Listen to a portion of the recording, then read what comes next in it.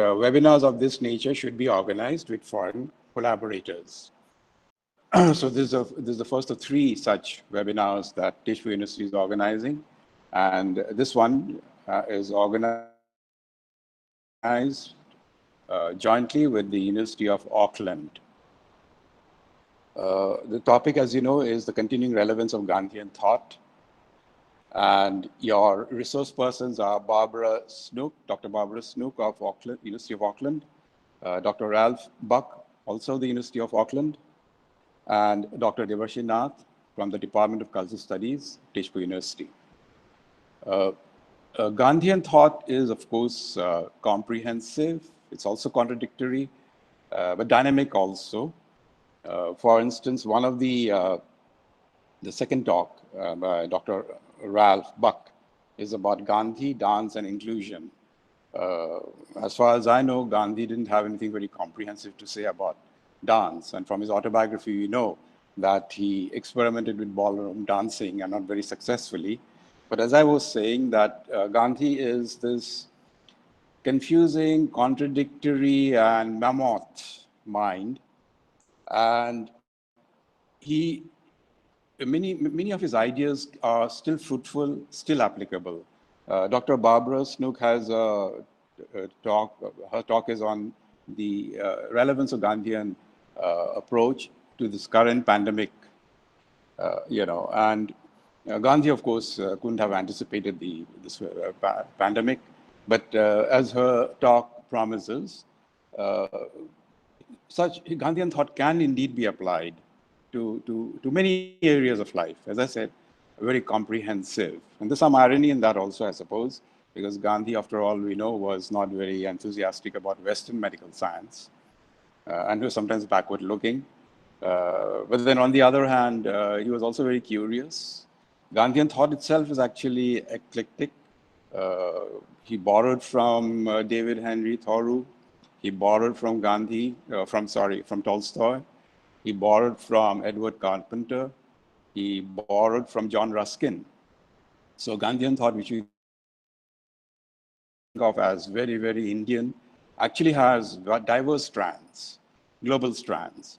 And Gandhi himself was also very radical in his approach. For instance, and he was consistent. Once he came to an opinion, he would follow that.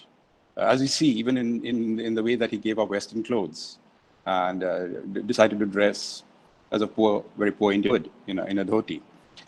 So without any further ado, let me, having made those comments, let me now invite Professor Vinod Jain, who is the Vice Chancellor of Tezpur University.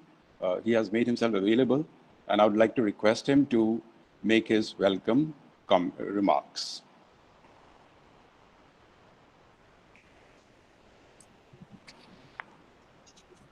Good morning, everyone. On behalf of Tezpur University, Assam, it is such a privilege and honor to welcome all the participants of this webinar being jointly organized by Tezpur University and Auckland University. May I express my sincere gratitude to two of our keynote speakers from Auckland University, Professor Barbara Snook and Professor Ralph Buck.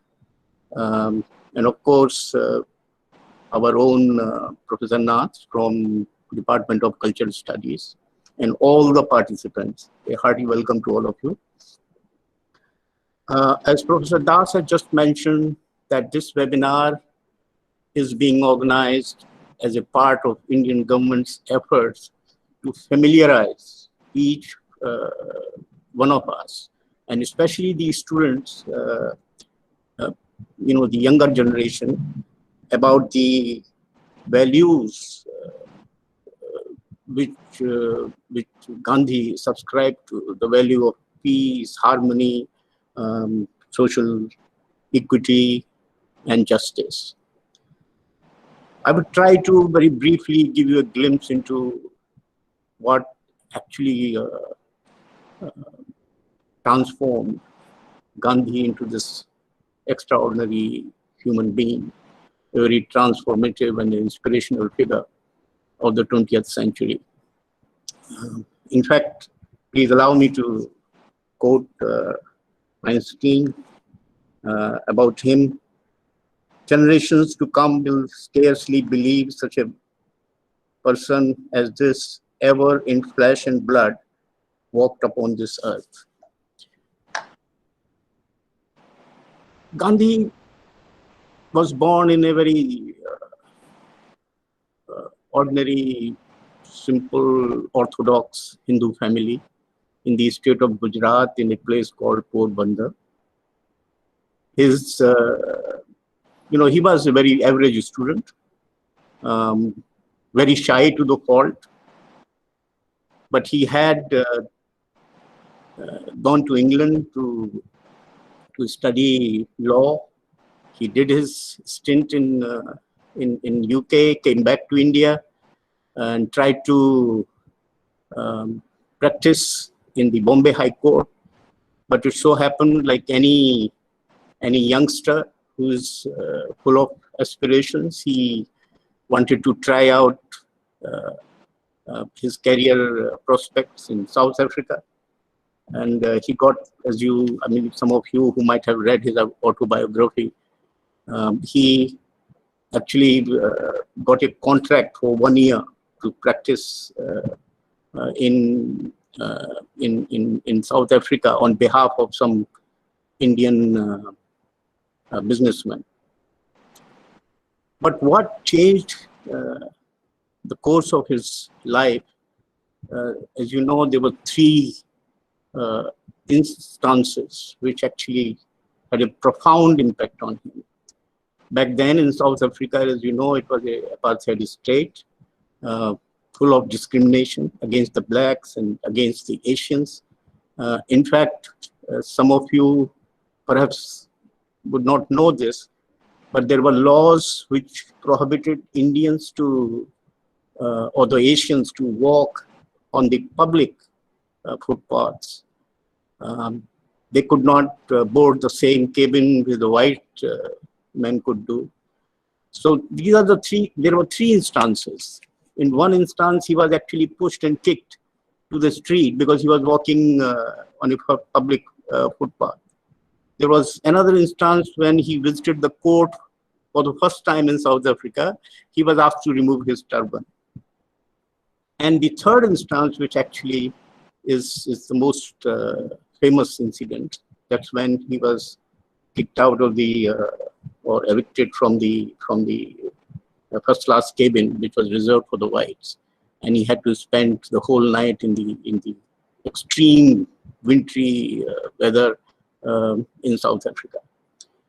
That actually transformed him completely, and all kinds of discriminatory laws, and especially there was one which was something to do with the special tax which was being levied on the Asians. He found it extremely discriminatory. After his contract, he could have come to India, but then he decided to stay on, and he felt that it is his obligation to do something to fight against this huge oppression or discriminatory system which is prevailing in South Africa. And of course, rest is history. He organized mass protests, the marches, and so on and so forth.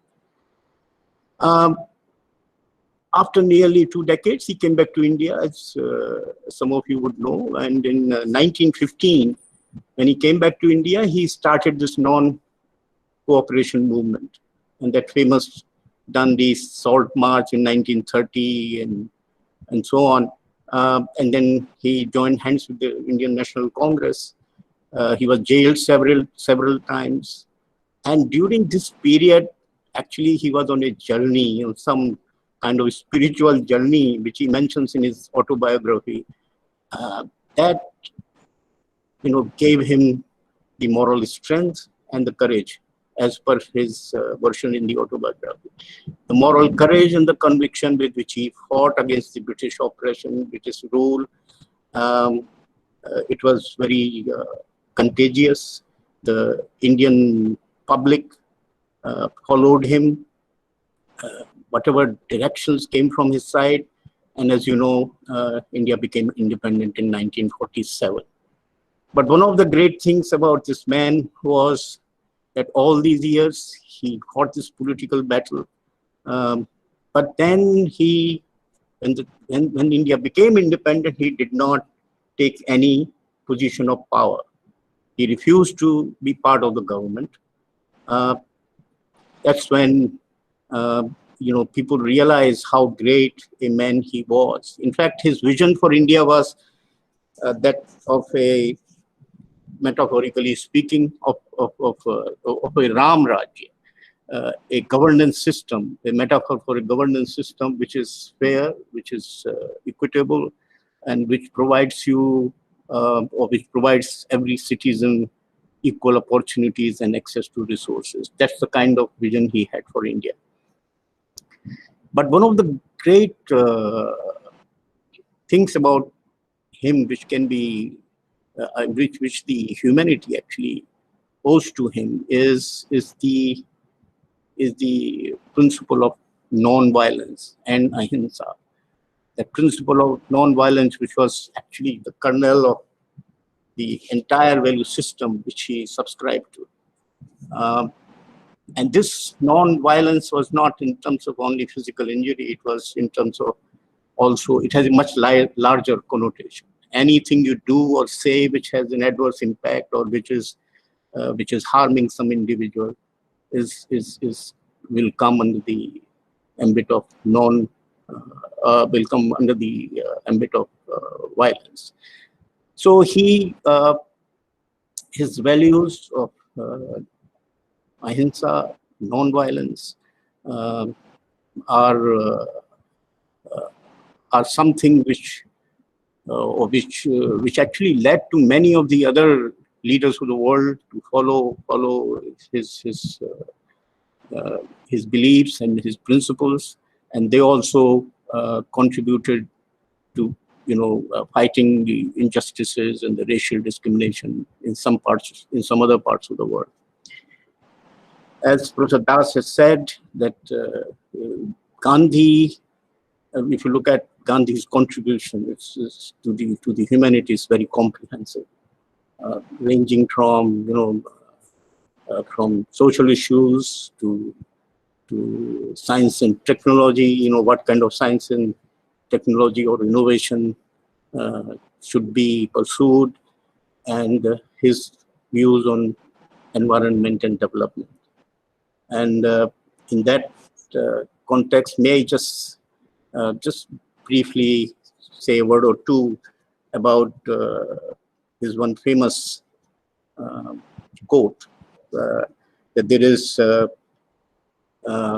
enough on this earth for everybody's needs and not enough for one's greed. Now, that was the most profound statement coming from a really great soul. And remember,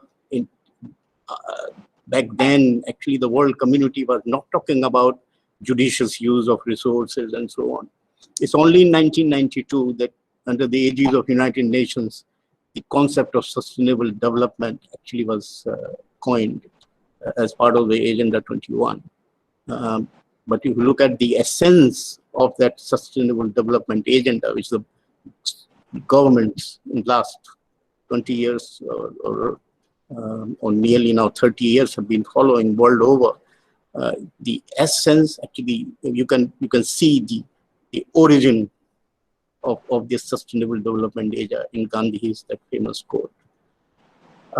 So with these words, and hoping that this webinar would be a very interesting one from a different perspective, Professor Barbara Snook is going to give a very different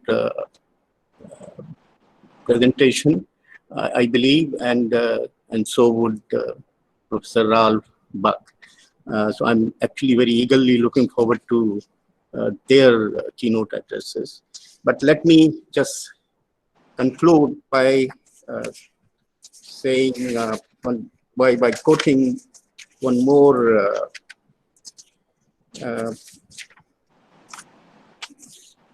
quote of someone, and it says, if humanity is to progress, Gandhi is inescapable. He lived, thought, and inspired by the vision of humanity, evolving towards a world of peace and harmony. We may ignore him at our own peril. So with these words, I extend a very warm welcome to all of you. Thank you so much. Thank you. I'd like to now invite Dr. Paraswani Doctor, Head of the Department of Cultural Studies, to introduce our speakers. Ladies and gentlemen, it is my privilege to describe briefly the profiles of the esteemed keynote speakers today. Dr. Barbara Snook, to begin with, is a professional teaching fellow and a professional research fellow at the University of Auckland. She is currently engaged in researching the use of art integration as a pedagogical approach to learning. Barbara was the Caroline Plummer Fellow in the Community Dance at the University of Otago in 2008.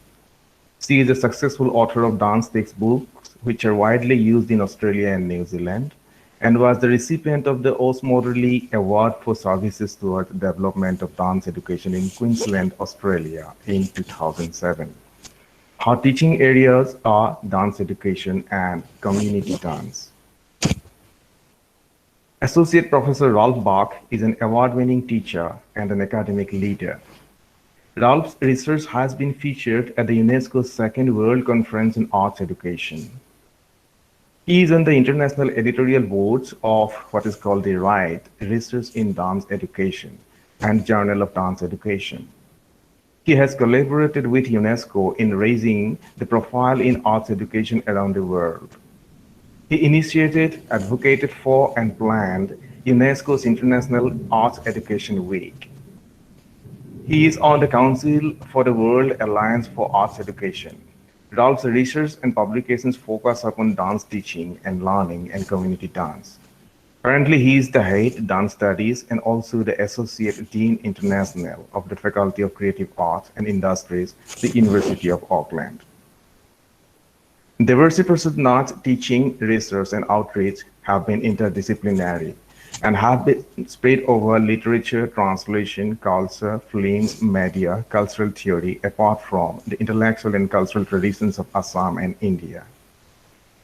But in all this, his intellectual pursuit has been consistently oriented towards finding patterns of continuity across cultures and societies, while recognizing differences. He has collaborated with colleagues in the Department of Cultural Studies at Tezpur University to lead important social intervention projects for the assertion of ethnic identities of Northeast India. Nath feels deeply committed to his life as a teacher of cultural studies. Thank you. Right. And now I would like to invite Dr. Barbara Snook to deliver her keynote.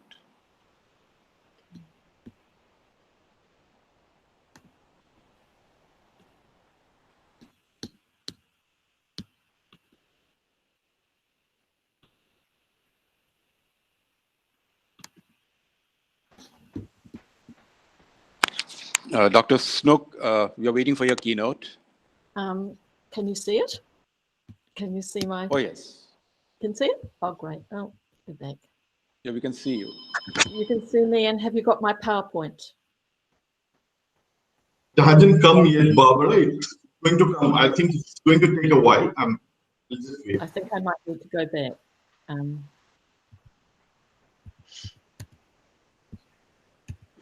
Okay. Try again. Sorry, everyone.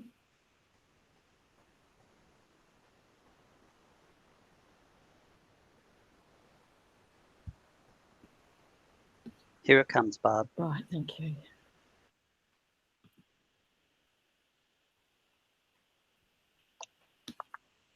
Okay, that's good. Right. So thank you very much, Parasmani, and Vice-Chancellor, thank you to you. Kia ora, tēnā koutou katoa from Aotearoa, New Zealand. I bring greetings from the other side of the world. Today, I'm going to speak about Gandhi, his wisdom, and how it's related to the response to COVID-19 in my country. The topic was given to us by Dr. Debushi Nath, and at first we thought, what? How on earth can we speak about Gandhi to Indian people? We're not the experts here, you are. But the more we thought about it, the more we realized that Gandhi's universal messages of peace fit right in with our government's response to COVID-19. And for many people, some of the realizations and shifts that occurred for them during the period when they were unable to leave their homes. We thought of a Māori greeting that is used a great deal in New Zealand during lockdown, and it was more appropriate than ever then. Kia kaha, stay strong. Immediately, the connection with Gandhi's wisdom seemed obvious. Gandhi's quote explains the strength we're referring to in our greeting. This is the strength we all need in order to live life fully and deal well with challenges as they come along. Strength does not come from any physical capacity. It comes from an indomitable will. We all need it.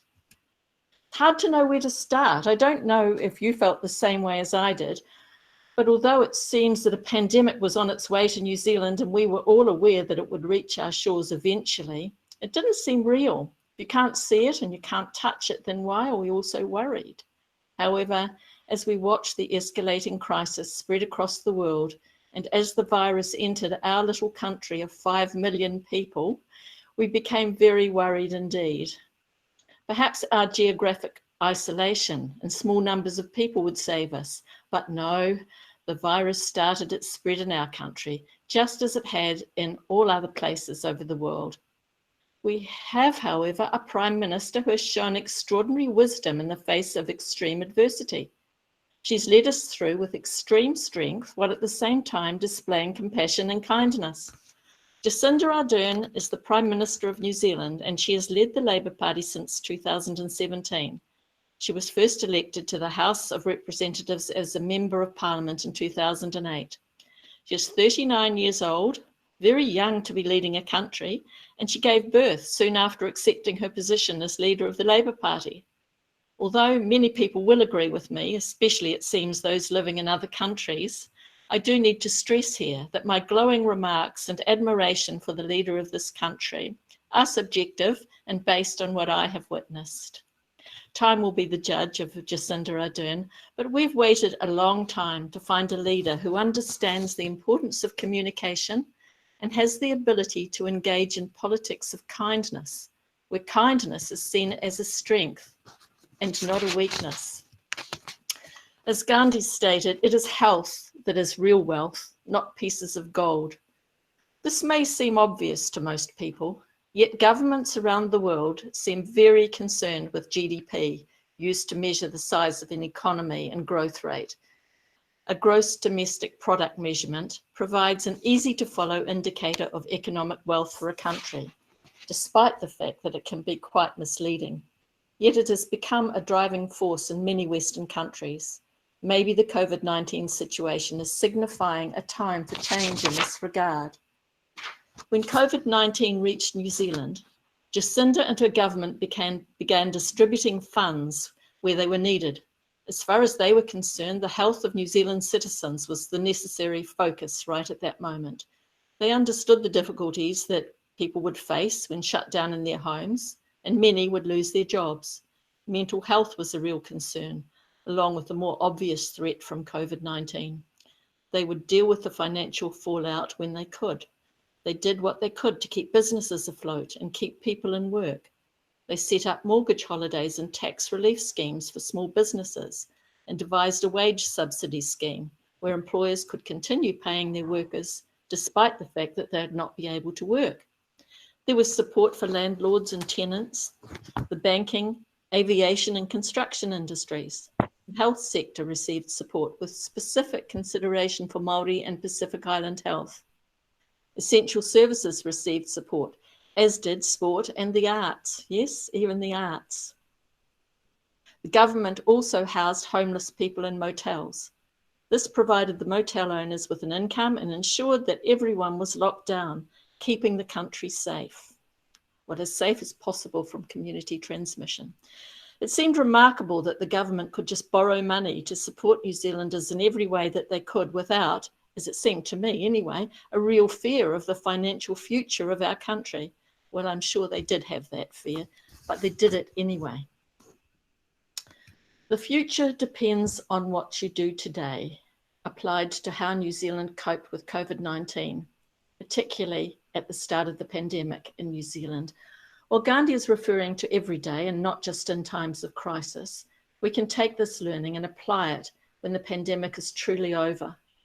When Jacinda announced that we were all to go into level 4 lockdown starting at 11:59 p.m. on the 25th of March, she explained that this fast and strong action was to save tens of thousands of New Zealanders from the possibility of dying. She cited other countries where there was evidence of this happening. She was clear in what she expected of every one of us and strong in her resolve. Having a leader who was able to implement such measures when others may have waited, assisted to make people feel as safe as possible in the face of a pandemic. She spoke clearly and outlined expectations, gave clear directions in plain language on how people could access support and what essential services would remain operational so that people could access food and medication. This was an enormous help in having people stay in their houses, going out only for short daily walks around the general area while maintaining physical distancing.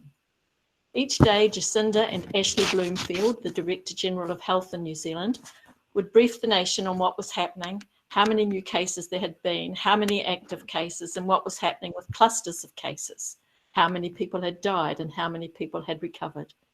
They would then field questions from the media. The media struggled to come up with relevant questions as Jacinda and Ashley had given such clear and informative information that was honest and transparent, and it's not always the way in politics, and so media questions seem to be lacking in substance. But at no point did Jacinda or Ashley ever lose patience with the media. The question had already been asked. They would simply repeat the answer without feeling the need to say, "As I've already told you," or sigh and say, "I think I've already answered that." We came to love Jacinda and Ashley, regardless of political allegiances. In the evenings, Jacinda would provide a more informal roundup of the day from her lockdown accommodation, and she'd be dressed casually. Sometimes she even looked like she might have been in her pajamas. Pajamas are what we sleep in here. She would speak quite informally and answer questions as people posed them on her webpage. In this way, she reached a different demographic of people who may not have necessarily have been tuned into the 1 p.m. daily briefing. Sorry, I've gone into the next slide early, but anyway, you can look at my sister. The most powerful thing that Jacinda did, however, was to continually emphasise to New Zealand citizens, be kind. It became a catch cry in New Zealand and certainly seemed to be working. Posters went up, people took on the mantra and worked with it during the lockdown. Kindness became a strength and helped us get through. Sometimes politicians can become out of touch with the vast majority of people. This was certainly not the case in New Zealand during COVID-19.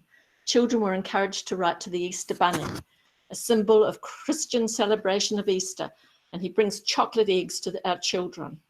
Our Prime Minister assured the nation that the tooth fairy would still be operating during the lockdown, and for children who lost teeth during this time, they could still leave them out at night for the tooth fairy to collect, and the child would be rewarded with a coin.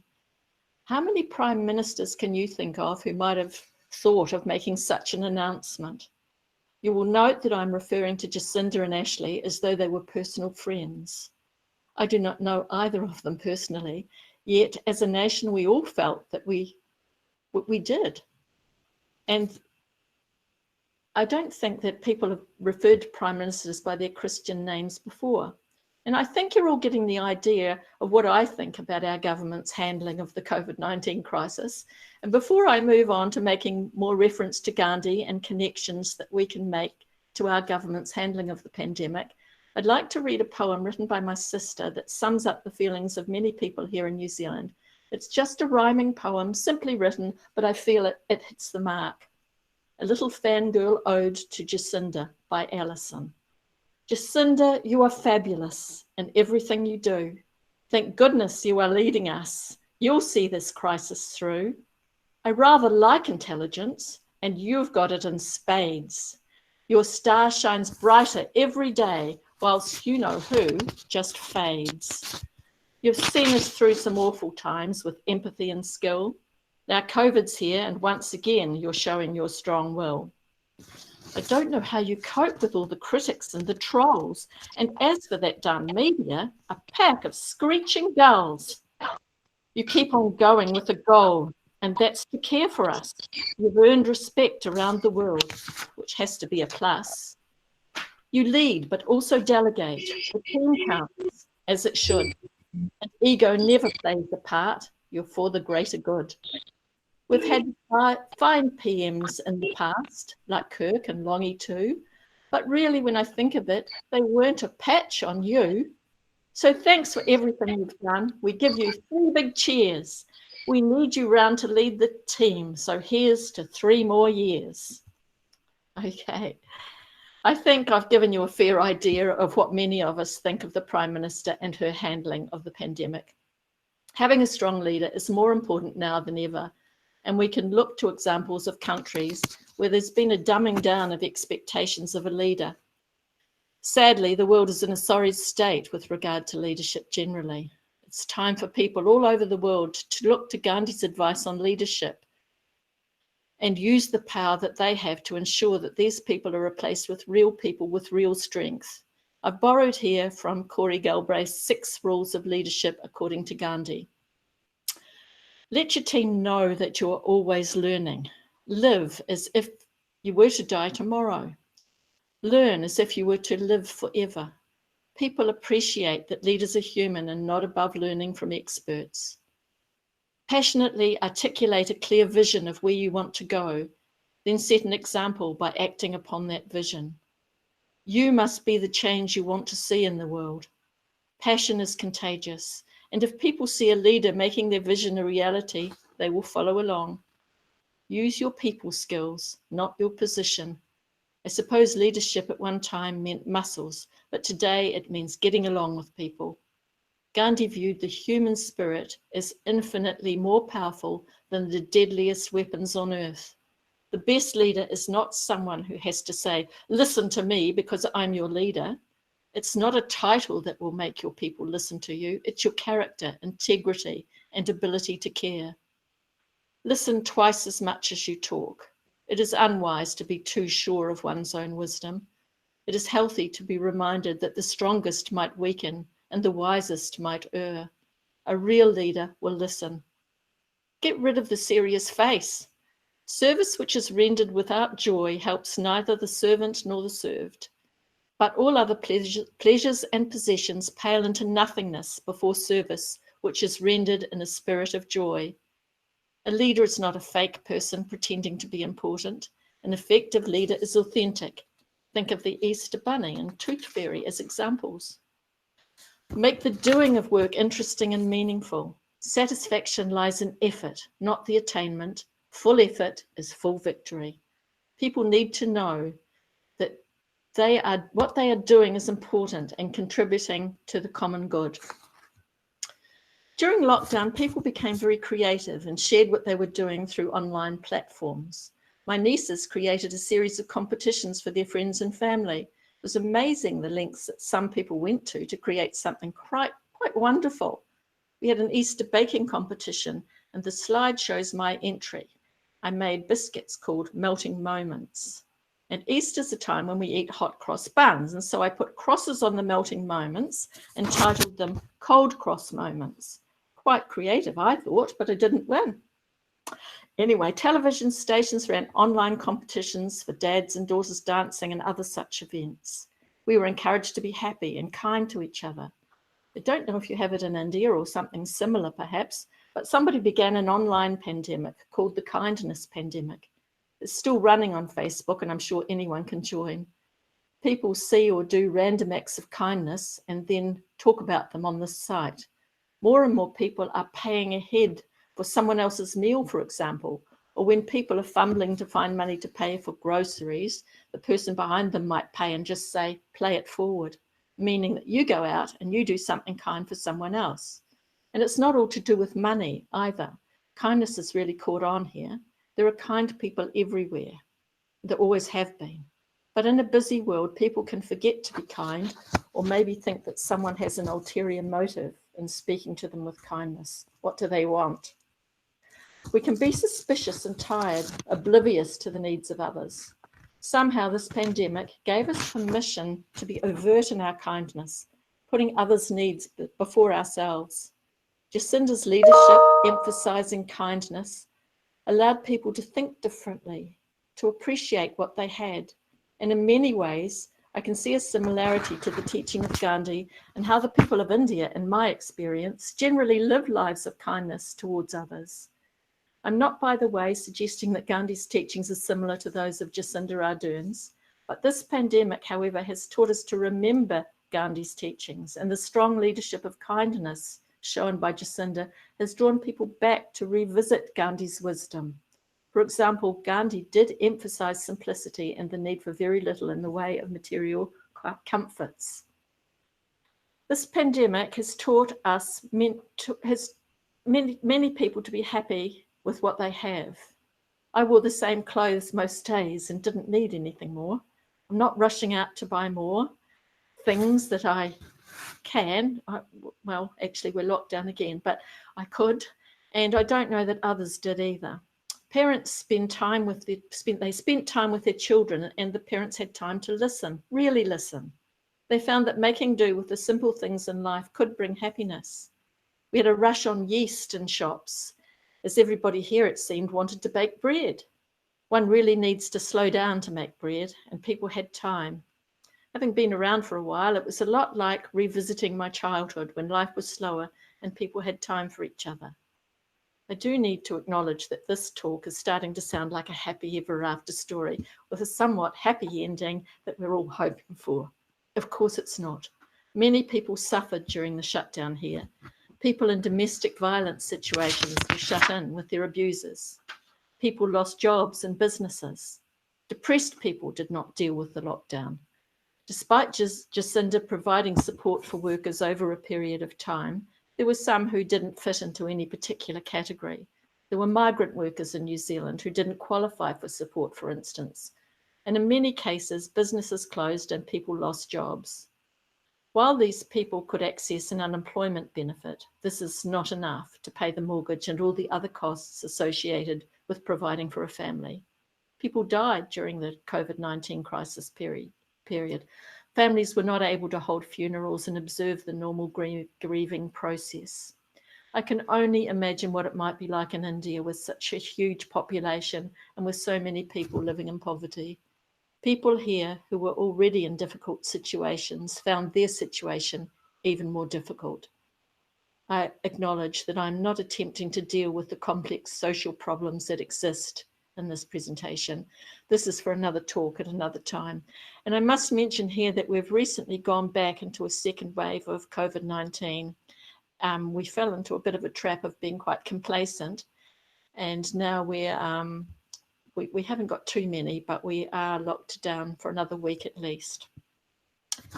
However, this can be a turning point that all of us take and run with. What have we learned?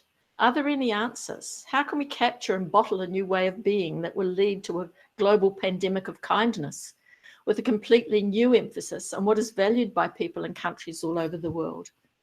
I spoke earlier about countries in the Western world being ranked in importance by GDP measurements. Is it time to change this?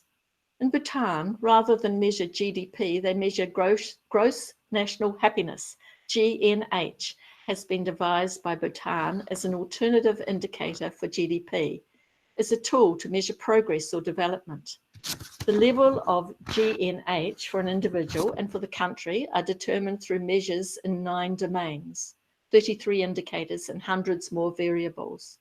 The broad categories include psychological well-being, health, time use, education, culture, good governance, community vitality, ecology, and living standards. This is no Western style satisfaction survey on a scale from 0 to 10. The Bhutan survey asks about 300 questions, and the questionnaire takes about 3 hours to complete.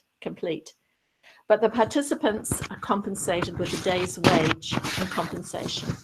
It's a poor country, yet the people there claim to be the happiest in Asia. Bhutan has the highest proportion of protected land in Asia, and the people follow a Buddhist spiritual tradition. While such claims cannot be substantiated without measuring other countries using a similar scale and adapting it to fit other countries, this seems a rather naive suggestion, we can, however, learn and use this method as a starting point for new thinking.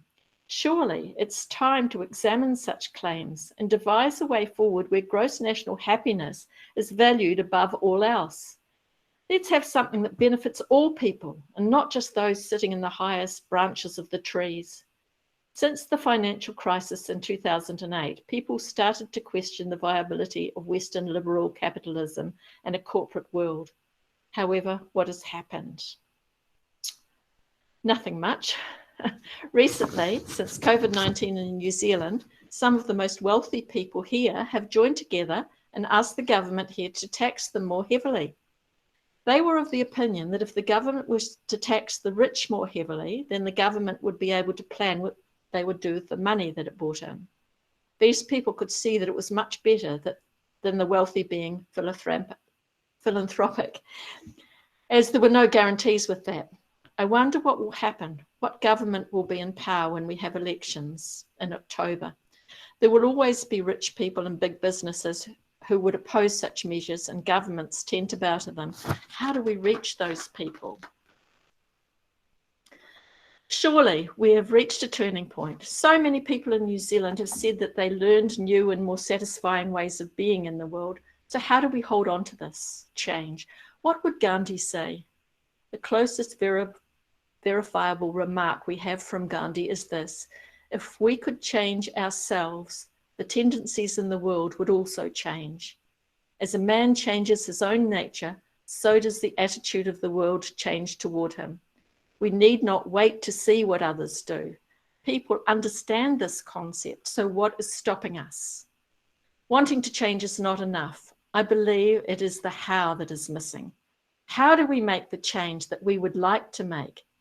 This talk has not been about academic research nor challenging theories, simply a personal reflection on leadership and COVID-19 in New Zealand. I realise that India is in a different position and continues to battle this insidious virus. However, now is as good a time as any to examine our values and think about how we would like our world to look in the future. Obviously, it is far more complicated than simply having strong leadership and opting for GNH instead of GDP. We have come to a crossroads and we can all make a difference. Kindness to each other is a great start.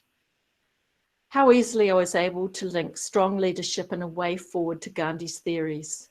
What would he be saying at this point in time? I would like everyone to have a think about the change that they would like to make and how they are going to do that. It needn't be huge, but it could be. It can be quite personal, or maybe something to do with a group, or it could be at leadership level. It may involve teaching to others. It may just be to do with yourself. But rather than asking me questions, I'd like to hear what change you feel that you can make. How will that make a difference, and how will you go about it? Think of Gandhi and his contribution to peace. Kia kaha, be the change that you want to be. Thank you.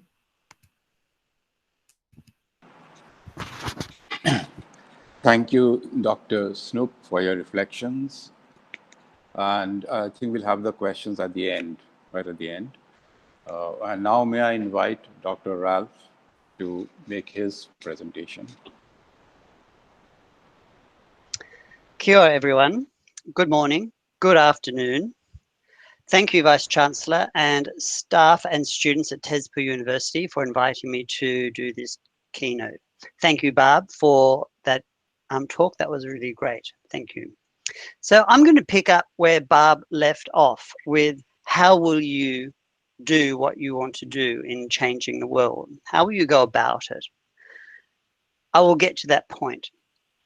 Today, I want to talk to my commitment to dance education that fosters community and is premised on a value and action of inclusion. It is timely for me to reflect on past educators who I admire and who have valued the role of education in changing and improving our world.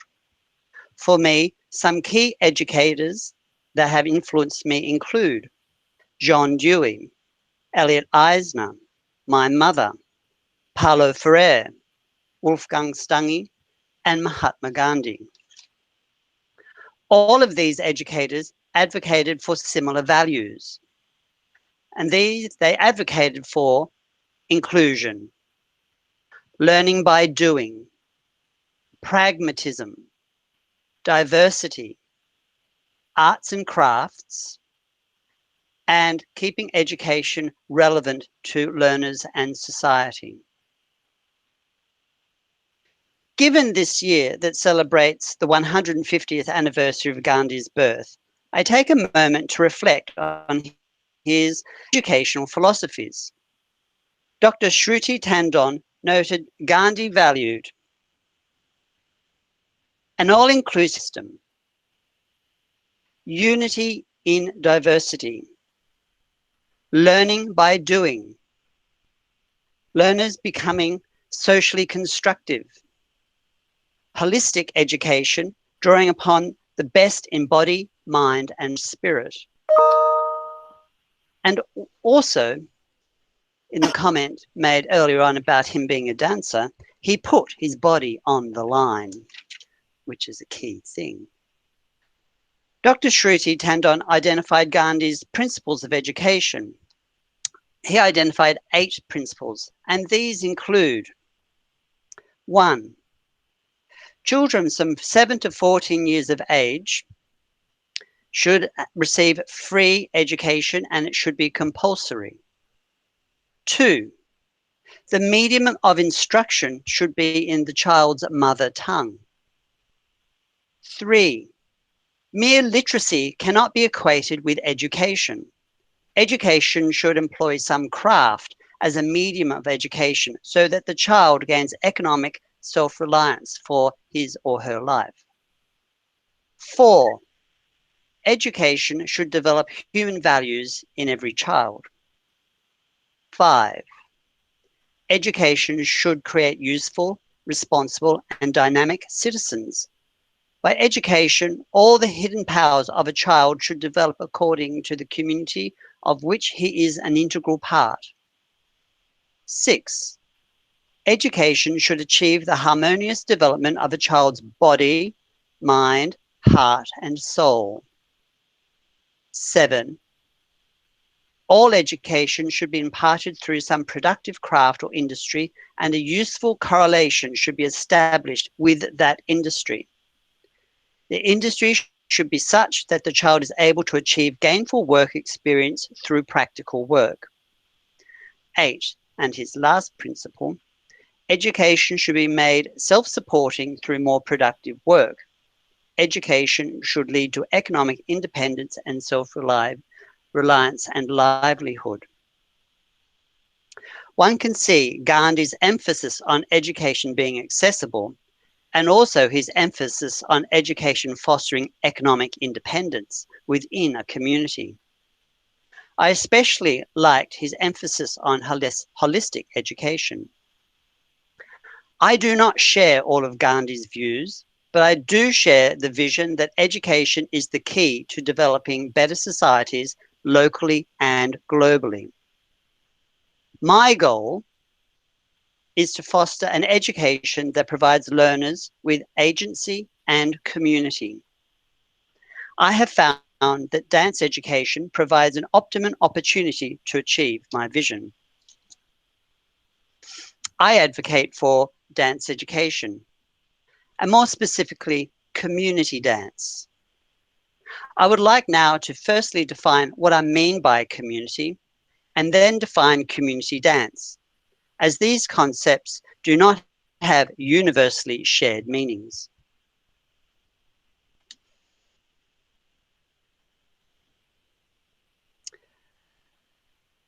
We have heard the word community used in many ways. It sometimes means poor quality, wherein community quality is seen as the opposite to professional qualities. Community, however, also alludes to authority gained through community support. Community means a group of people's ideals. It can mean ownership, identity, and peer esteem. The concept of community can be understood as a belonging, a social environment in which individuals feel a sense of significance within and a sense of solidarity for a group of people. Post-national theories and postmodern theories recognize the social constructed nature of community, arguing that all communities are ultimately imagined by the people who are part of them. From a community dance perspective, it is through the enactment of a shared dance practices that the imagined bonds of community are perpetuated. These practices can require appropriation, invention, and reinvention of traditions that might define and redefine boundaries of the community, especially when such communities are being drawn into alignment with a larger politic such as a nation. Within dance scholarship, critical research into imagined communities has considered how folk dances have been gathered and used to construct national identities, often in ways that disempower the minority groups that previously engaged in the dances as social practices. Postmodern academic discourse on the cultural borders formed by communities has further noted how, as a result of increasing global migration, social mobility, and technological development, the boundaries of communities are increasingly amorphous and transient, and that individuals find themselves belonging to multiple, overlapping communities at different stages of their lives and at different times of their days. As a more fluid concept, the term community no longer means a fixed place that individuals remain and are defined by, but instead suggests a way of being that individuals construct within the different environments and amongst the different people that they find themselves. To navigate their way through these different communities, individuals adapt their behavior as they shift between communities and inevitably shift the culture of the communities as they do so. And so community dance.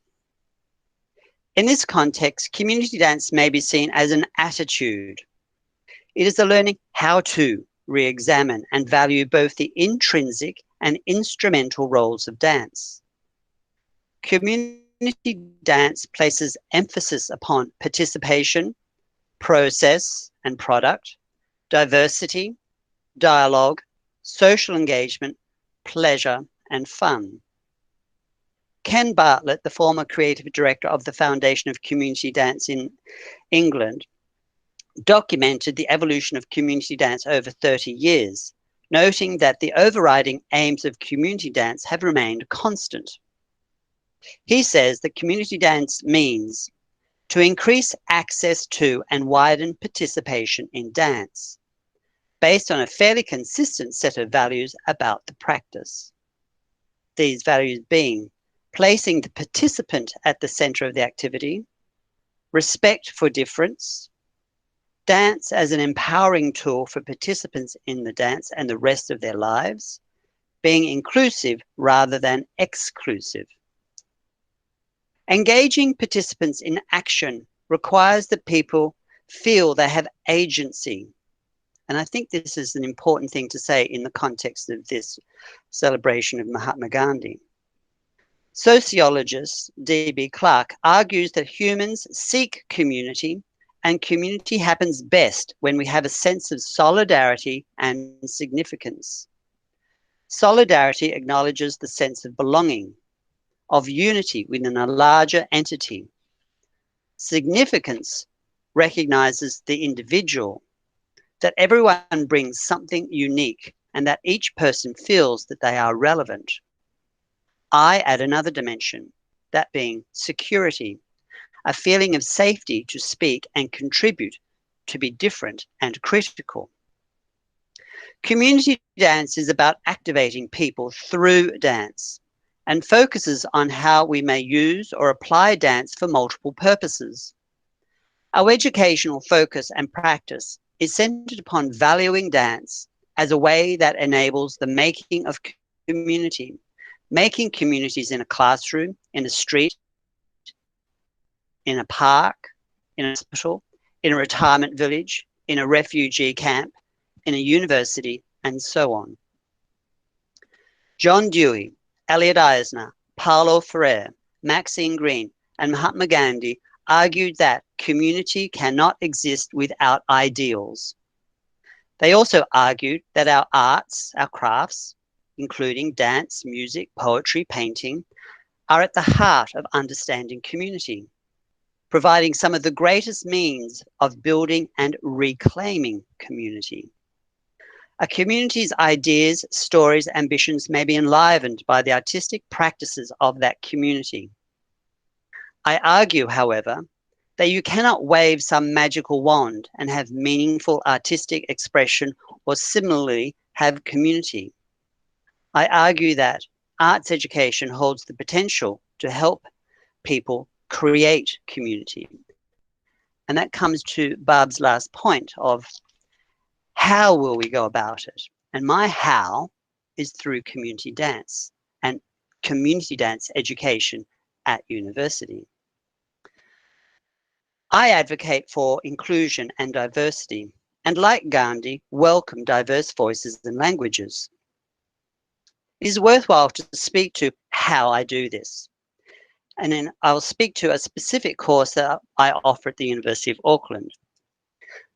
So Barb and I teach together at the University of Auckland, and we teach undergraduates and postgraduates. A particular course that Barb and I teach, and some of the listeners on this talk have experience. I know Ali East in Dunedin has a big role in this and has shaped many of our practices, and many other listeners. We do community dance. And one of the things that we do is that we leave the university and go out into the community. And one of the communities we go into is to a secondary school, and we work with children with mixed abilities. And we teach them dance, and they teach us dance. Our aim is to, for me, is for the university students to learn how to engage and to find comfort in working with different people and how to work with different people. I would like my students to learn how to problem solve, not problem solve in the big moments of a day, but problem solve in the tiny little interactions that you have with between people.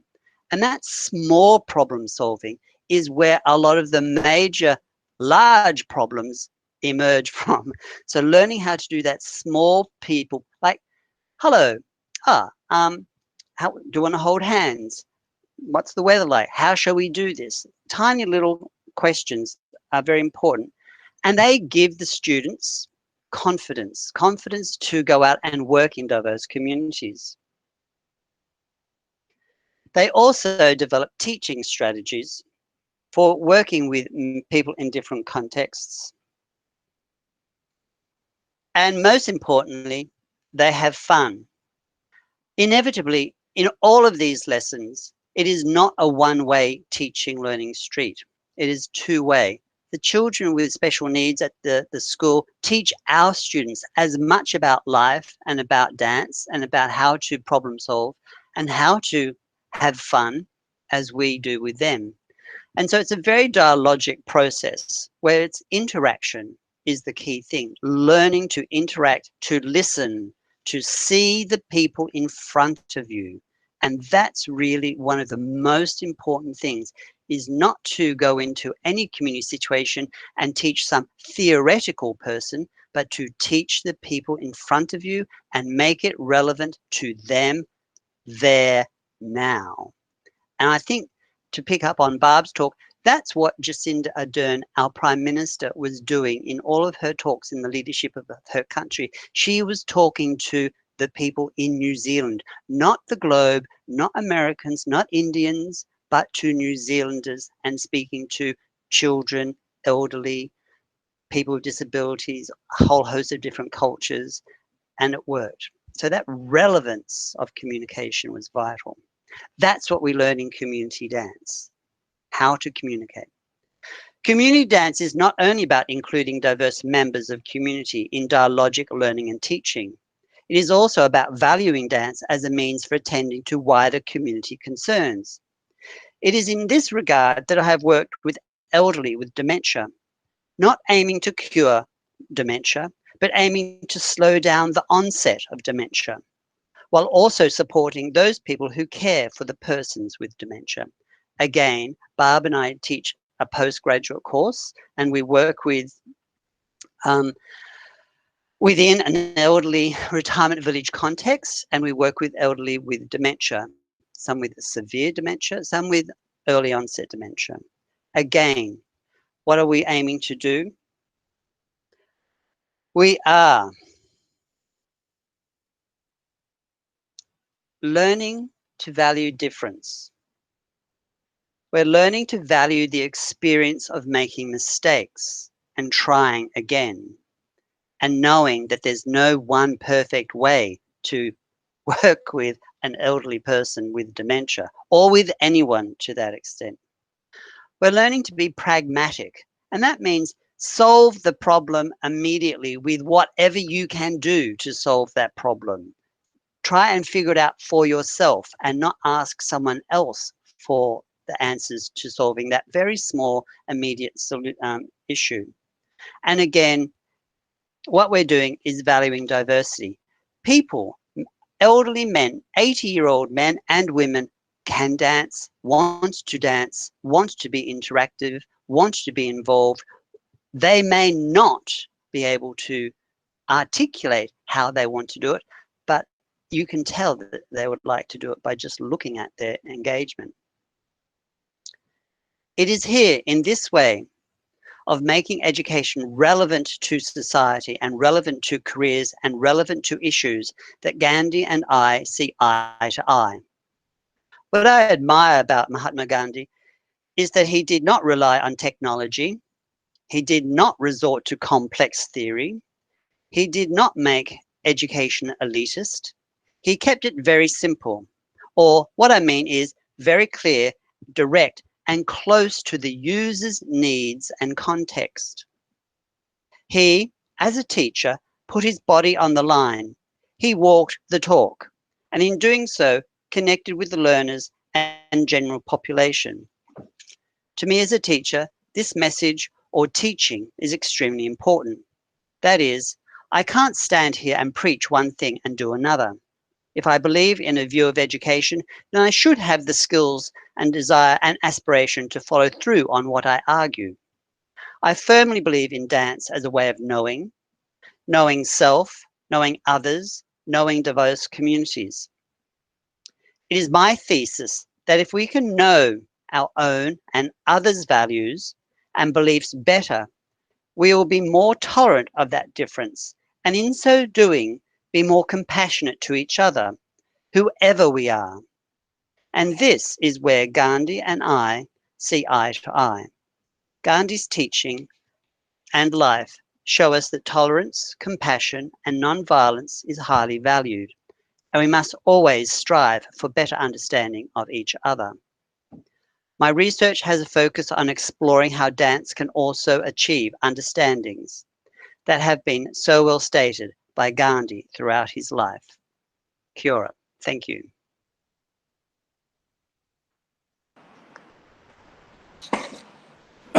Thank you, Dr.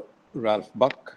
It was fascinating to listen to the first two keynotes, perspectives from New Zealand on Gandhi.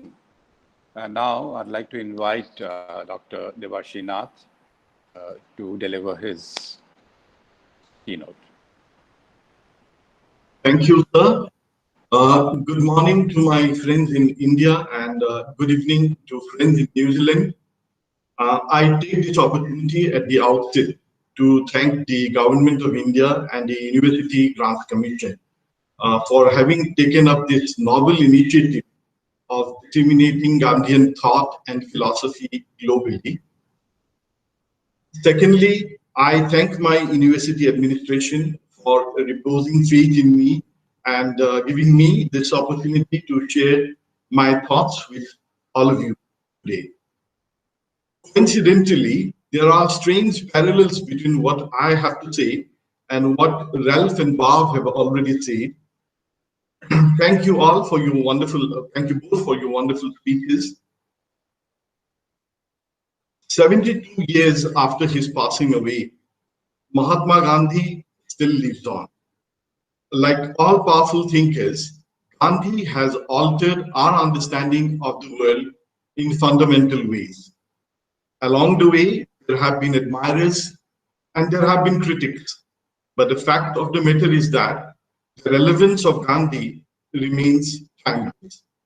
In fact, as time has gone by, and as we seem to be entering a newer and graver thresholds of danger almost on a regular basis, Gandhi's relevance only seems to grow.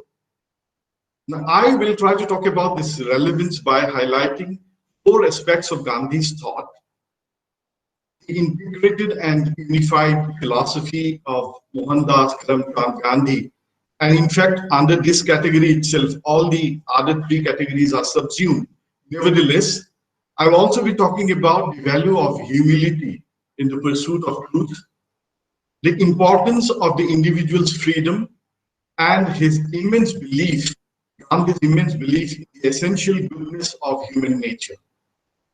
And I'm convinced that these ideas apply to all of us everywhere at all times. It is important, of course, to underline the fact that Gandhi's relevance is best established by talking about the integrated nature of his philosophy. A philosophy for which he did not claim any originality, but which he believed is more ancient than the hills. This philosophy continues to shape and dictate our conscience, if not our actions today. Like a paradigm-shifting scientist, Gandhi's thought raised fundamental questions about the taken for grantedness or the inevitability of modernity, forever pointing at the possibility of a more humane social order. The relevance of Gandhian thought will be, I believe, better perceived by teachers and students, particularly by teachers and students around the world. Now, Mahatma Gandhi is a difficult thinker to discuss because you are never quite sure that you have got him right.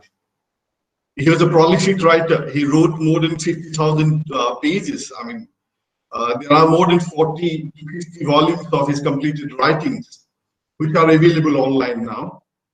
And he said different things at different times. And sometimes he even contradicted himself, as Professor Das pointed out at the beginning. But then he said that he was on a journey towards truth, and consistency was never his concern. Gandhi extolled the virtues of simplicity. In fact, it must be admitted that Gandhi hated complexities of all forms. Why then is it so difficult for us to know him? This difficulty, I believe, has a great deal to do with the fact that our own thinking in contemporary times is quite muddled.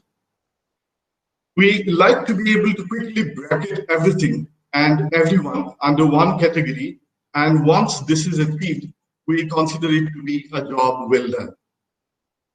We have even managed to compartmentalize our demands for justice, often ignoring how things are interrelated.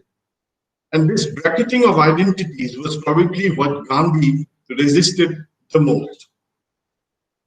Our inability to understand Gandhi is because we tend to dissect him into pieces as we see him in parts, either as a philosopher or as a politician or as an environmentalist or as a feminist or sometimes as someone who talked about the Dalits.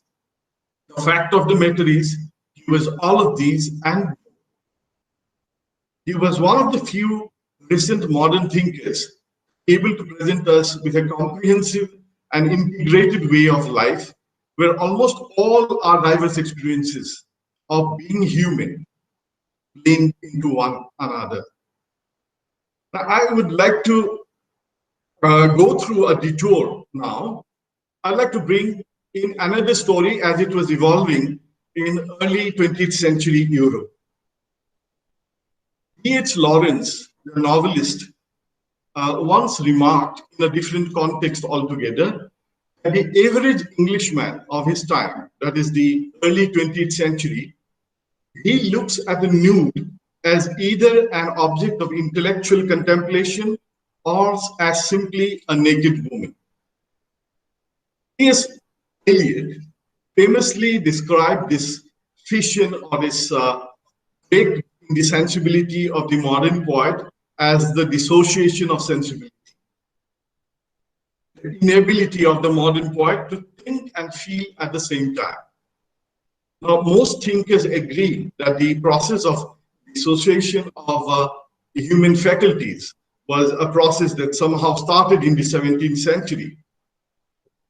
And it was an age in which a scientific man could yet retain a religious faith. Probably Max Weber was referring to the same thing when he talked about disenchantment or the desacralization of nature. In contrast to this idea of dissociation of sensibility, Eliot was thinking of the possibility probably of something of the sort of what we might call the unification of thought and feeling, unified sensibility. He did not use the term, but Basil Wheely, the critic, put it wonderfully well, explained what Eliot might have been probably thinking. He said, this unified sensibility could have possibly referred to the capacity to live in divided and distinguished worlds and to pass freely to and fro between one and another, to be capable of many and varied responses to experience instead of a few stereotyped ones. So before this dissociation set in 17th century Europe, the major interests of life, like science, religion, and poverty, were not yet assigned to specialists.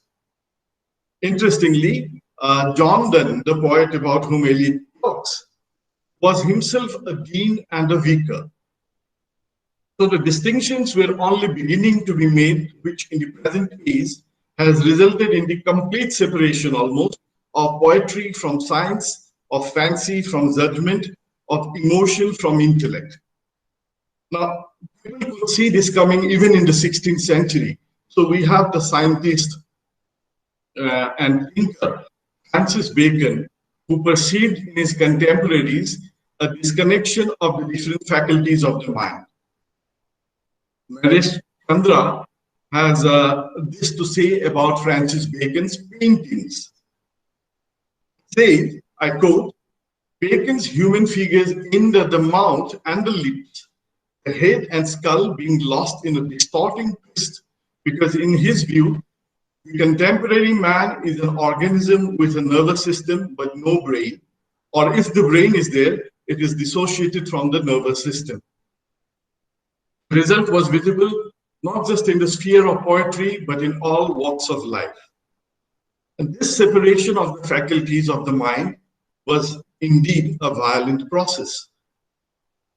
Now, Gandhi found India of the 20th century, at the beginning of the 20th century, at the same crossroad that Europe found herself in probably in the 17th century. He was thus convinced that India should not take the same path that Europe had taken. He frequently talked about unifying the language of the head with the language of the heart. In the philosophy of ahimsa, in the philosophy of non-violence, he found a way of integrating all these disparate strands of the individual, thus conferring on her or him a sense of organic whole. Now, the philosopher Akhil Bigrami has made some very interesting observations about the centrality of the theme of alienation in Gandhi. By alienation, here I primarily refer to the idea of the separation of man from his true nature. Gandhi's search was truly the search for the unalienable life.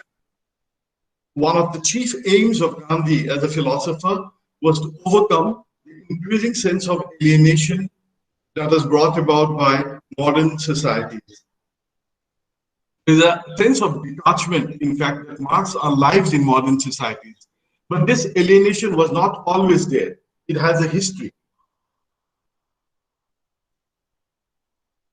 And at some point of time, and according to Bill Grummy again, it was in the 17th century Europe that a rupture came about when instead of any longer thinking of ourselves as being part of nature, we begin to think of the world as a place to master and control.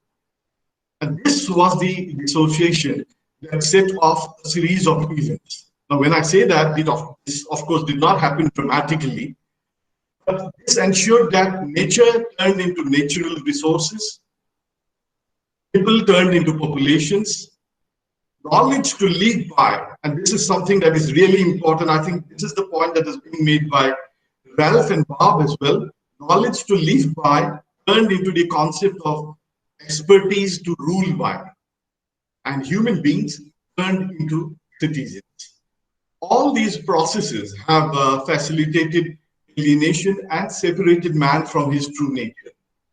It is man's true nature spiritually inclined.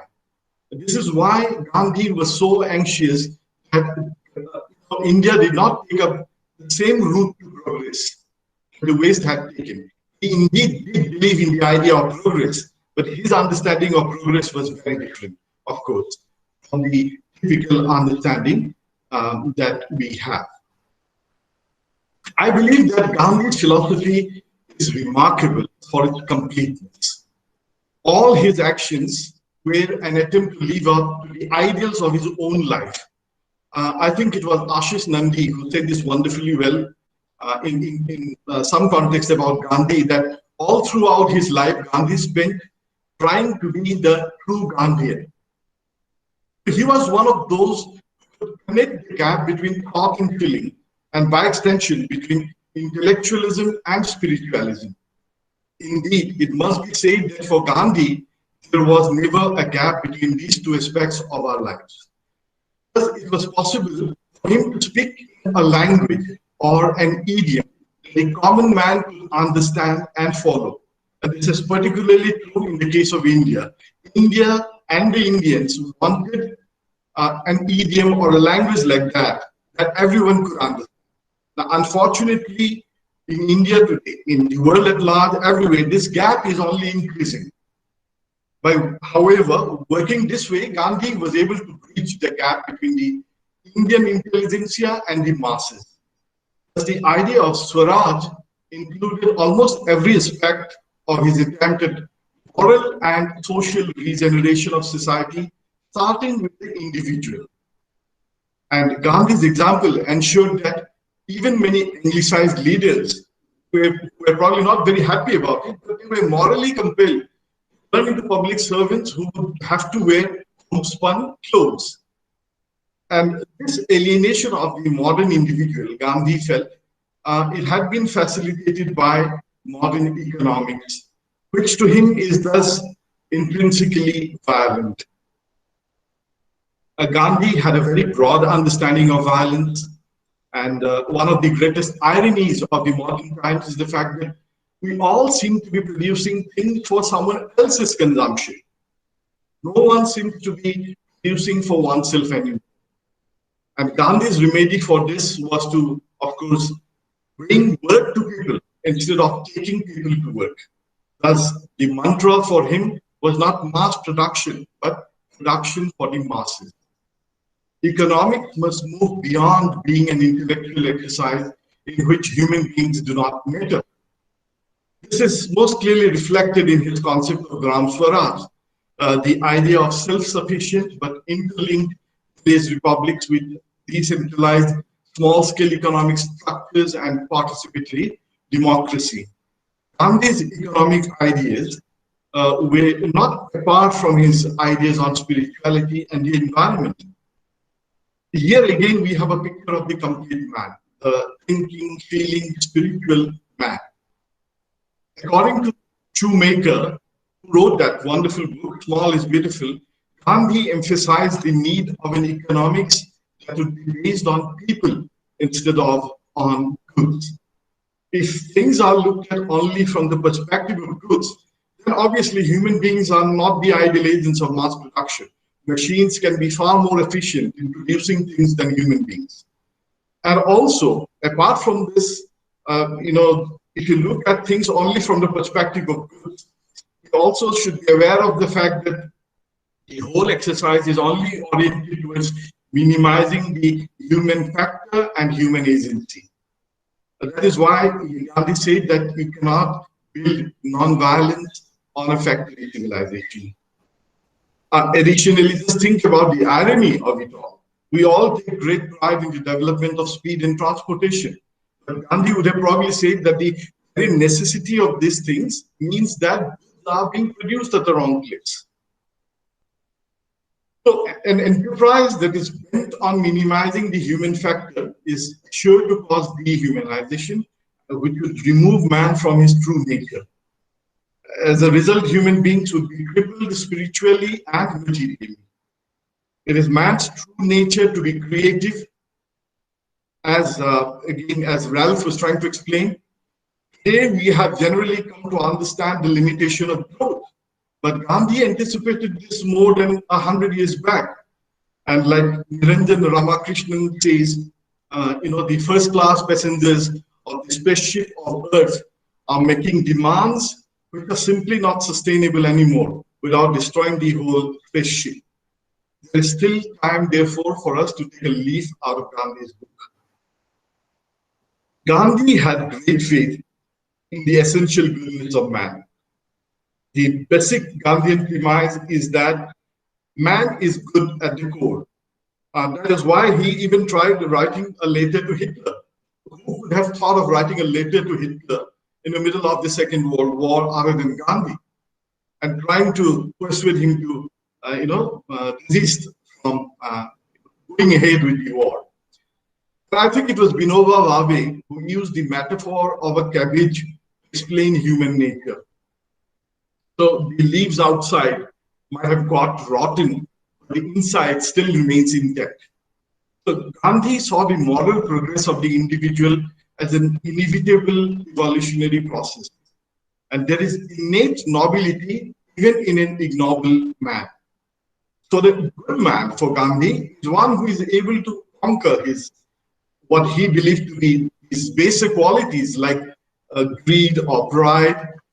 And he succeeds in developing the good qualities, such as the qualities of sacrifice and non-attachment, which is the idea that he, of course, took from the Gita. Gandhi's philosophy sought to make man better than he was. And political independence was only just a small step towards real independence. Gandhi's concept of alienation and human nature are linked to his cherished ideal of individual freedom and agency.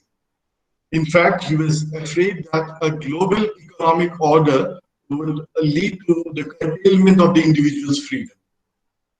The fate of the individual is obviously in crisis, when it is decided by what is happening many thousands of kilometers away. So Gandhi's globalism or internationalism allowed him to move beyond obsession with national boundaries. And in fact, even within the same country, say India, he believed that things should be locally produced. Once when he was addressing this, crowd in Chennai, in Madras, in the early part of the 20th century, he pointed this out specifically, and I'd just like to quote from Gandhi. He said, "I suggest to you that we are departing from one of the sacred laws of our being when we leave our neighbor and go out somewhere else in order to satisfy our wants. If a man comes from Bombay here and offers you wares, You are not justified in supporting the Bombay merchant or trader, so long as you have a merchant at your very door, born and bred in Madras. That is my view of Swadeshi. So as Niranjan Ramakrishnan says, I mean, Gandhi's view of Swadeshi is much deeper than it is generally understood to be as a product of, as a matter of merely buying products made in India. It is again entirely of a piece with his view that the individual's freedom or moksha is always the ultimate goal. And like the pilgrim in the Pilgrim's Progress, we should all ever be willing not to be tied down by our baggage. Because if we cannot locally produce the things that we desire, then we should get over our desire for those things. The question before the man who seeks truth is, shall I bear with those who create difficulties for me, or shall I destroy them? But to destroy others is no solution, because in the Gandhian scheme of things, and this is a part of his Vedantic philosophy, the other is also a part of the self. So evil is not without but within. By using violence, you deny the possibility of reform. And Gandhi laid great emphasis on the importance of self-criticism. Today, everyone, from academics like us to politicians, we are all very eager to tell each other about what is wrong with someone else. Gandhi, on the other hand, told us what was wrong with us. And he said, turn the searchlight inward. India had lost her freedom to the British because Indians were not able to act in a morally responsible way. When we turn the searchlight inward, we see the many contradictions that beset our lives today. For instance, we complain about the disappearance of forests while we continue to build huge constructions. And the truly amazing fact is not even this. The greatest irony is, so Gandhi's philosophy of non-violence, which was turned out of the best that has been known and taught in the world, both from the East and the West, was the philosophy of integration. As non-violence must be understood as a comprehensive whole. It is a whole way of life. You cannot do non-violence in bits and pieces. Violence has many different manifestations, and it has to be, of course, simultaneously resisted on all fronts. But there is no point in resisting some forms of violence and accepting others.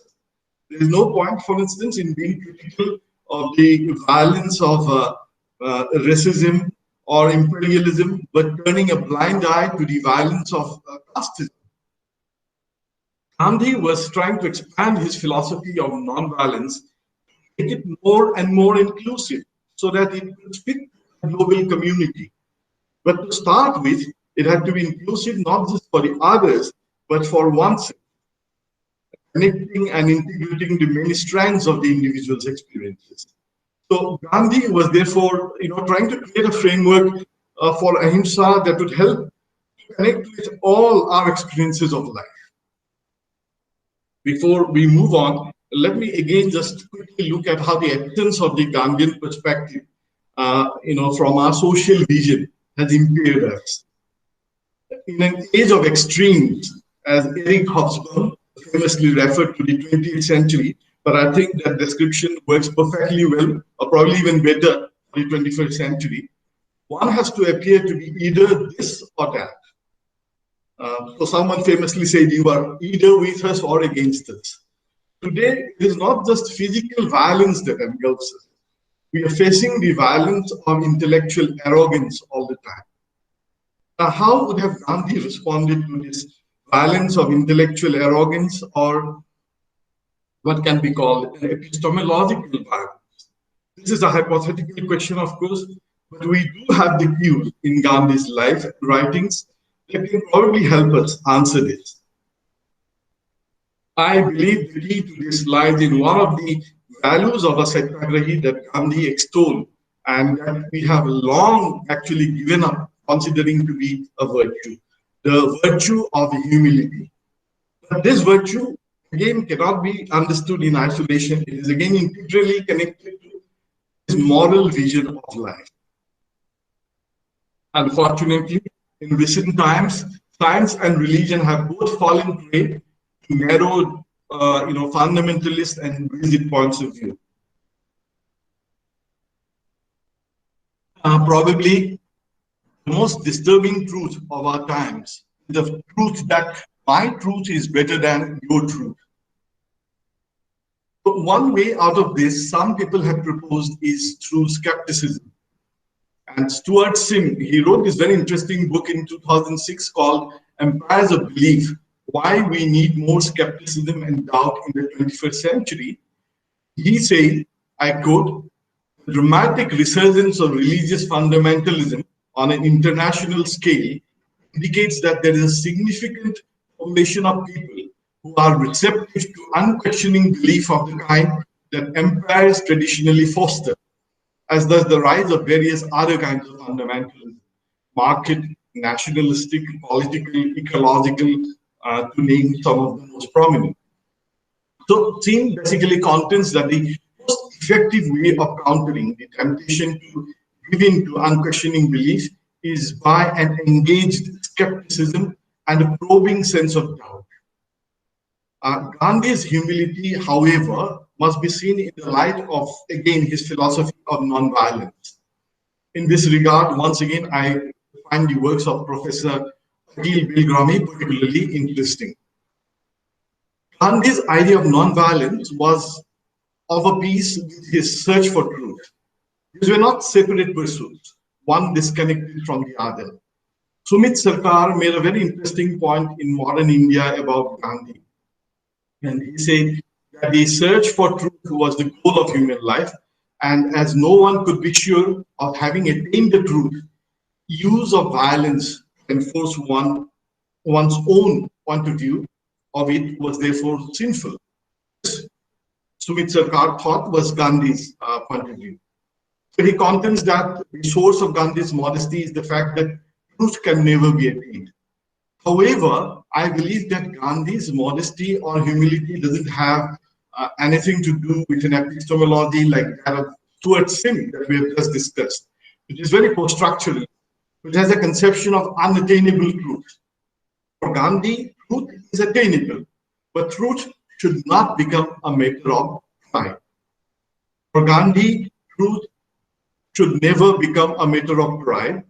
In the journey towards truth, every satyagrahi must maintain the virtue of self-restraint, and this includes the idea of, as the Vice Chancellor was saying in the morning, not to bear hostility towards others or even to criticize them. Negatively criticize someone is to also indulge in violence. And this belief is, of course, integrally connected to what Gandhi meant by ahimsa. And he said, this is very important, I believe, that ahimsa is not the thing that people have made it to appear. Not to hurt any living thing is no doubt part of ahimsa, but it is its least expression. It is hurt by hatred of any kind, by wishing ill of anybody, by making negative criticisms of others. So modesty about holding on to one's truth, that does not mean that one should not resist with whom one disagrees. But resistance doesn't have to be criticism, because it can be, according to Gandhi, done with a pure heart. With an impure heart, one can only make instrumental use of non-violence, not really make it a part of one's life. A true satyagrahi can integrate this with his entire being. So even when it comes to our moral values, we should not be critical of those who do not agree with us. Instead, we must resist them. This is where there's a problem then. I mean, how does one do this? How does one establish one's point of view without being critical of others? How does one establish the validity of one's truth without taking resort in violence? After all, knowing Gandhi, we are certain that he would have never wanted truth to be merely a matter of mere individual contemplation. So the point is, how does one get one's message across? And again, going back to John Dewey and what Ralph was saying, one can get one's message across through examples. In this, one would be guided by conscience and not by principles. Principles have the potential to lead to conflict, but conscience allows us to set examples without coming into conflict with others. Others may not follow my example, but that's okay. I'll just go on doing what I believe to be true. And this is not the same thing as the violation of a principle.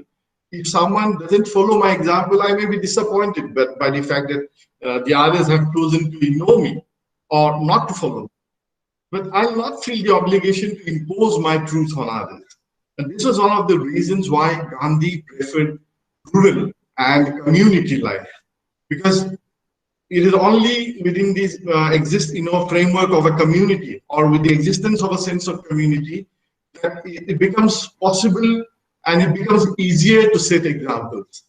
The true Satyagrahi, therefore, tries to set up moral examples for others to follow. And the truth, by the way, for Gandhi was not merely cognitive or intellectuality. It was emotional, it was empathetic, but it was mainly experiential. And Gandhi dreaded the idea. He absolutely abhorred the idea of reducing truth to an intellectual exercise.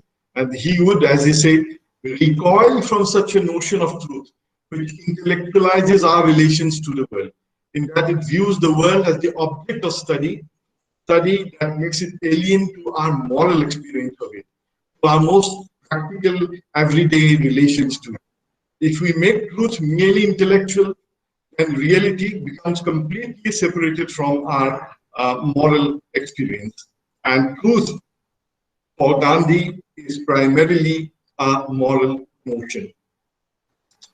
So Gandhi was an excellent communicator, and what facilitated his communication and what helped him to spread his examples in society was what facilitated his communication with the masses was his wonderful use of symbols. And if you think of these symbols, I mean, each of these like starting with Khadi to the Karkha, all the beauty of these symbols was the fact that each of them were integrally connected to his philosophy of ahimsa. And a failure to understand the true nature of Gandhi's philosophy and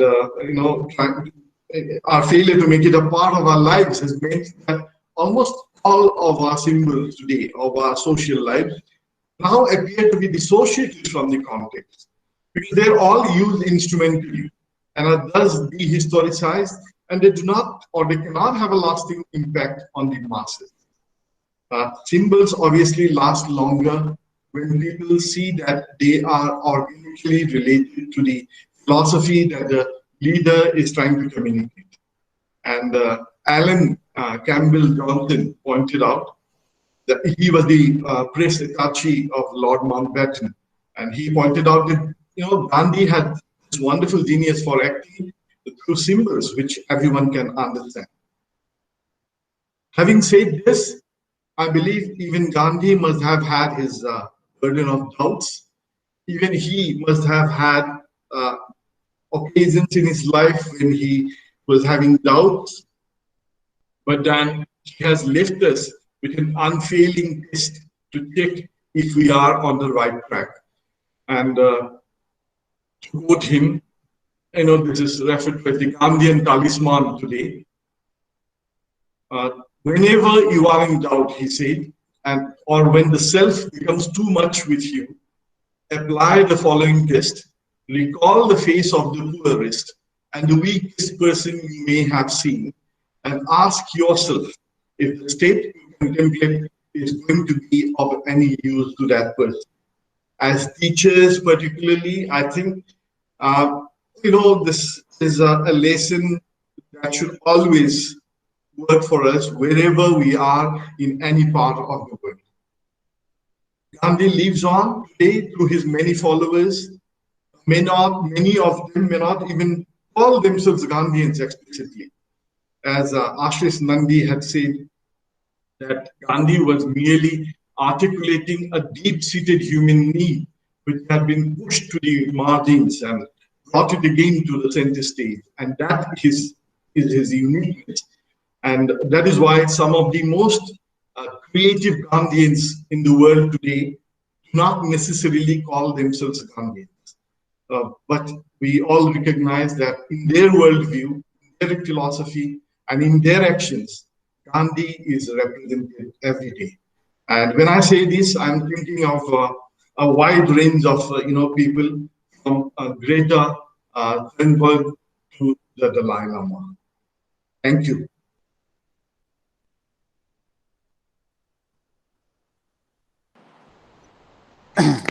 Thank you, Dr. Nath, for your lecture. And now we have about 15 minutes, or a little more than that perhaps, for an interactive session. So if you have your questions or if you have comments, then please do. I invite you now to ask or comment on what you've heard.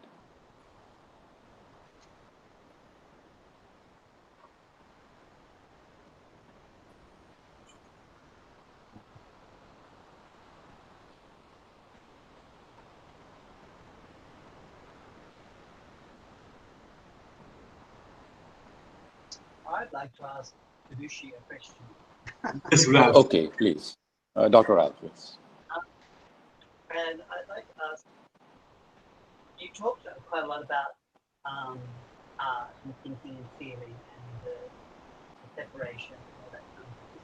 But I just want to know, so did Mahatma Gandhi ever have any artistic interests or inclination? Like, did he play music or paint or write poetry or anything like that? Your voice is not coming through, Ralph. I couldn't hear you properly. But did you say that Gandhi, or did Gandhi have anything to say about poetry? Is that what you're saying? Did he have any experience in writing poetry or singing or playing musical instruments or painting? In fact, from a very early stage in his life, he was introduced to religious music, particularly in the temples of Gujarat, and there were these bhajans of Chamal Bhatt and Narsin Mehta that were being sung in these temples, and he would accompany his mother to these temples and hear this. One of these is quite familiar. It's known to all of us. Vaishnava Janato. I don't know if you've heard that. That's one of the most well-known Gandhian bhajans that's talked about, and it's been translated worldwide. That is written by a Vaishnavite reformer of the 15th century Gujarat called Narsin Mehta. And so yes, definitely he had a lot of exposure to music, to songs, to poetry and that was one of the sources of his early, the early inculcation of the spirit of non-violence. I think that is where it all started. Accompanying his mother to those temples of Gujarat.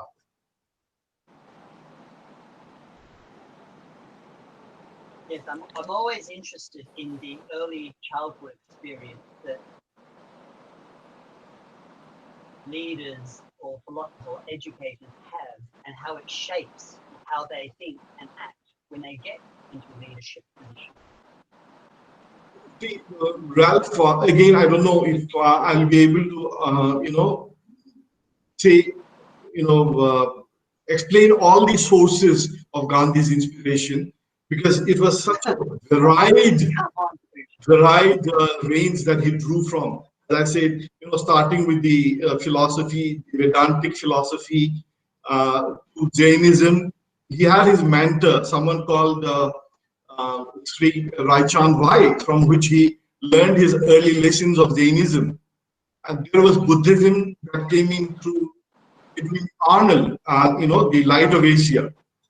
There was the civil disobedience of Thoreau. There was, but of course, all of these came at different stages in his life.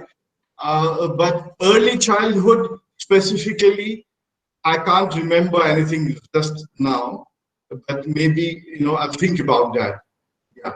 But that was the earliest that I could think of. I mean, he accompanying his mother to the temples. Thank you.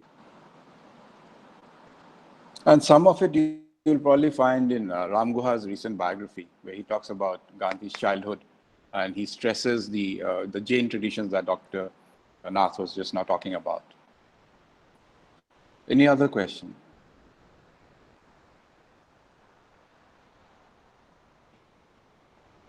I thought we'd be flooded with questions, actually.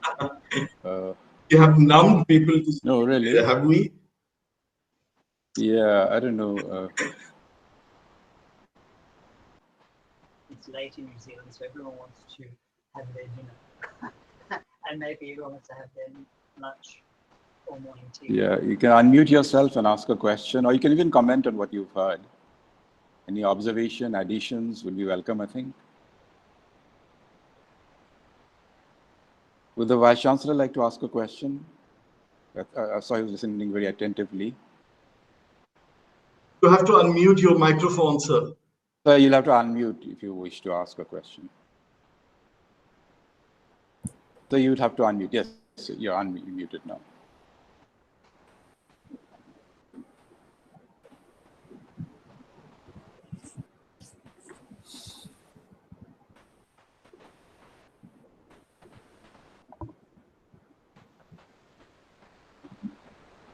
So if you have something to say, you could now. Yeah, you've unmuted yourself. Vice Chancellor Jain, you have a question to ask? Oh. Yes. I don't have any question to ask, but yes, I must thank all the three keynote speakers for their wonderful presentations. And I actually enriched myself quite a bit, from all the three talks. And it was so refreshing to listen to both Barbara and Ralph. They gave a very sort of different perspective about Gandhi's teachings or philosophy. So which was very interesting, and especially what Ralph said about the 8 principles of the education which he mentioned. And in fact, the Indian government just a few days back has come out with a new education policy. And if you look at the new education policy, most of the points in that education policy are more or less borrowed from what Gandhi prescribed. Now, that is something which is a very laudable effort on the part of Modi government to ensure that the higher education in this country, or the entire education in this country, becomes more meaningful, becomes more holistic, becomes more value-based and skill-oriented. In fact, certain provisions in this new policy are such that right from school level all the way up to your graduation, there is a scope for acquiring certain vocational skills. So it's very job oriented, and I'm glad, Professor Ralph Buck, that you did mention these 8 principles of Gandhi in your presentation. And as I said, that the present government has actually borrowed most of it in the new policy. And I'm so appreciative of the fact that there are some 80-odd participants, who listen to the presentations throughout this webinar. And I must thank from bottom of my heart both our Dean, Prasanta Das, and Devarshi Nath for organizing this and my special gratitude to both these eminent speakers from Auckland. Thank you so much. Thank you. Thank you.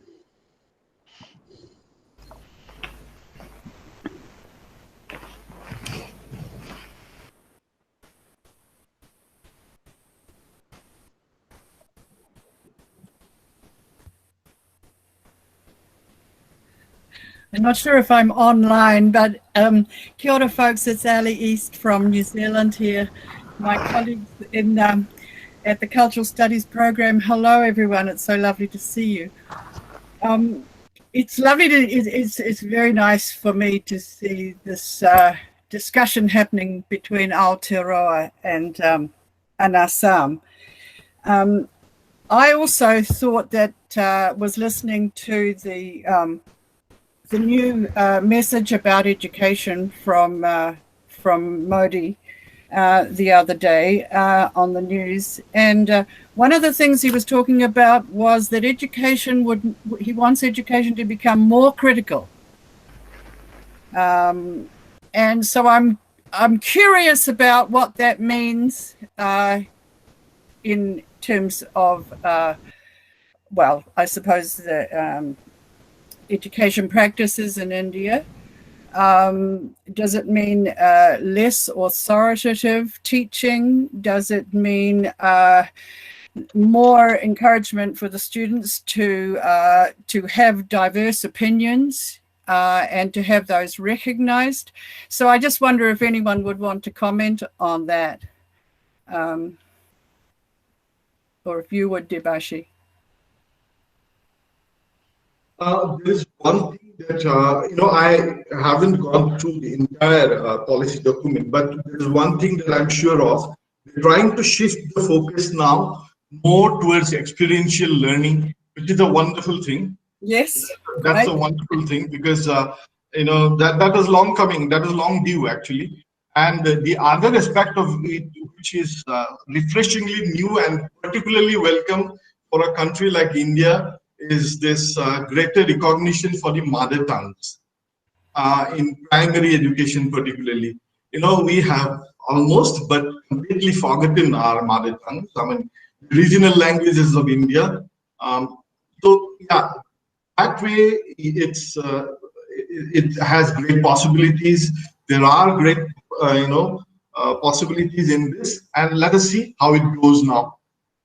It's up to us as teachers now also. I mean, we have a more active role to play, I believe, in implementing some of these ideas. And I believe the Vice Chancellor also wants to say something. Yeah. See, the entire education policy is now student-centric, and it is also aimed at providing requisite competencies, discipline-specific competencies. But in addition, it also seeks to develop the human resource or the students, in a holistic manner, that they become sensitive human beings. They are responsible, in a sense, global citizen. Not only they are useful to the Indian developmental imperative, but also as a global citizen. And one of the criticisms of the Indian higher education system over the years has been that the graduates are not employment ready in industry. And there is a great deal of focus now in the present policy to see to it that the linkage with the industry is encouraged. And another very refreshing, which some of you, who are from cultural studies and the discipline of arts or crafts, you would appreciate in the new policy is that right from middle school all the way up to the graduation, there are going to be certain courses, vocational courses, which would nurture the traditional knowledge systems in the country. And this is where, there is a provision of engaging or involving the local craftsmen. You know, in India, you have this huge section of the craftsmen who never had any formal education, but they are very, very capable, very skilled people. So our students must also be sensitized that don't look down on people who never had the formal or the benefit of the formal education. You know, there is so much, you know, skill available around you. So I think the engagement with the local community in terms of, you know, leveraging their skills and making the students respect even those who never had the benefit in the past, but they have some very, very serious skills with them. So I think this engagement with the people who you know, who have certain expertise or certain skills with the university system is a very encouraging sign. It's a very encouraging sign. Absolutely. Yeah. And just finally, one more point I would like to make, that if you look at the entire blueprint of this higher education, of this new policy, it actually seeks to overhaul the entire system. It's not only the curricula and the mode of delivery and so on. It also it seeks to have administrative reforms, the financial accountability. I think most of the universities around the world, they have been increasingly asking this question, you know, whether the higher education system is delivering for the investment which is going on from the government, or which is getting into the higher education system or the education system from the government. So in that sense, I think this education policy seeks to bring about structural reforms, academic reforms, and above all is going to fix some kind of accountability on the people who manage the affairs of the university. So I think it's a although implementation of this policy is going to be a huge challenge for the present government, because you would require a great deal of resources, so let us see how it goes. Sir, I can see a question from, I mean, someone has put in a question in the chat box. There was a question on mythology. Mythology, Indian mythology, Yes. or Hindu mythology. Can I just take that? Take that if you, okay, if you want to take that, please go ahead. Yeah.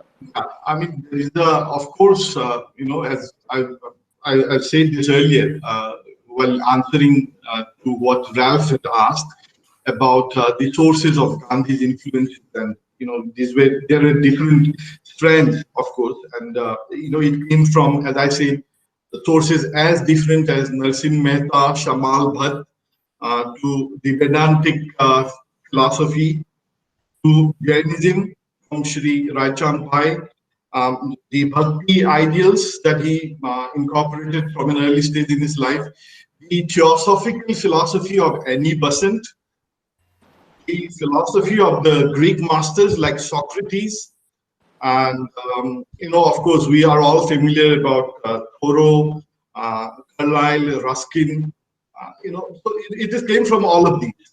But you know, Gandhi did not believe in the canonical reading of text, which is a point that I would like to make here. I mean, Gandhi's Hinduism, Gandhi's Christianity, Gandhi's Jainism is probably different from the way in which it would be understood by, you know, the canonical, you know, the canonical interpreters of these texts.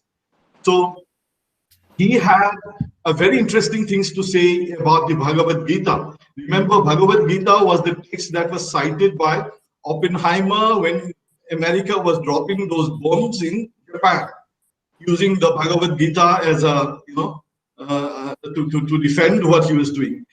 But Gandhi specifically pointed out that actually the Bhagavad Gita is not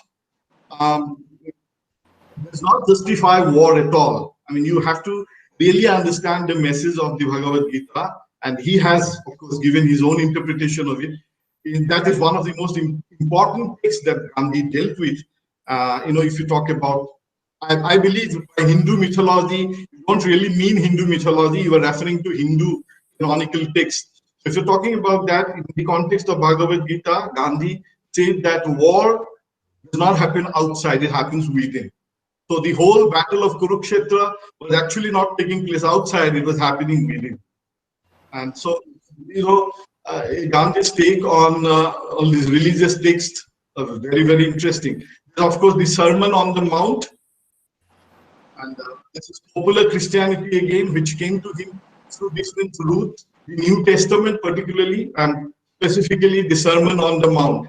That was what appealed to him the most. Thank you. Okay, it's noon here in India, and it's supposed to end at this time. So if there are no further questions, I'd like to move on to Dr. Corresponding Doctor, who will now deliver the vote of thanks. Ladies and gentlemen, once again, I'm privileged to articulate myself by tendering the vote of thanks of this webinar. I would like to begin by thanking the three keynote speakers today, Barbara Snook, Ralph Bach, and Devarshi Nath, for their very engaging and compelling reflections upon Gandhi and articulating Gandhi's relevance to some of the contemporary issues like the politics of kindness, as Barbara has articulated, and also the essential need to ensure inclusivity to communities and individuals through the pragmatics of arts and craft, including community dances, as reflected by Ralph Bach, and also the significance and the relevance of Gandhi in perhaps transgressing the differences or the boundaries which were somehow created among the various sensibilities and faculties of mankind today, as reflected by Devarshi Nath. So once again, I deeply tender my thankfulness and gratitude to Barbara Snook, Ralph Bach, and Devarshi Nath. Having said that, I acknowledge the fact that the very idea of celebrating the 158th birth anniversary of Gandhi in this manner was a Government of India initiative. And we are grateful to bodies like Ministry of HRD in New Delhi and the University Grants Commission to get us properly advised to make this event, to celebrate this event. In that connection, we are also grateful to Professor Vinod Kumar Jain, the Honorable Vice Chancellor of Tezpur University, for giving us the proper advices and directives, and also for his active participations in today's webinar through his articulation of his queries and responses and views. Thank you, sir, for your advices and also your participation in the event. We are thankful to have with us Professor P.K. Das, the Dean, Humanities and Social Sciences, Tezpur University, for exercising his good offices to organize this event, and also for being a part of us in this event today.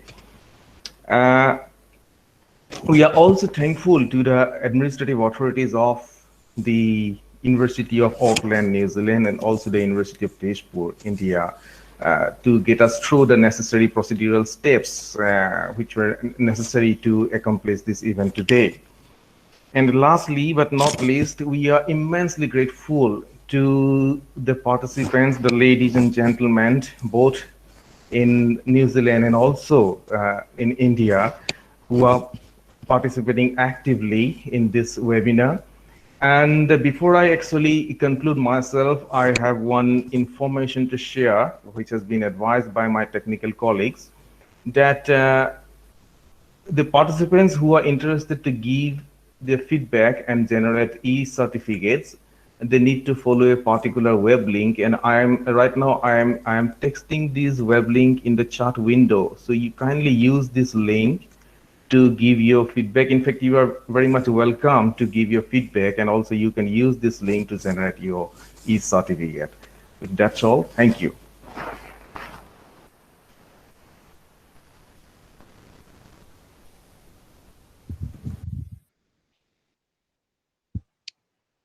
Thank you, Pa Samoni.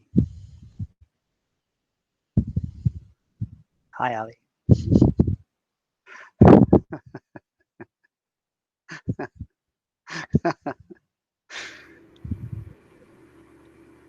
So, good night. Hello, Ali. How are you?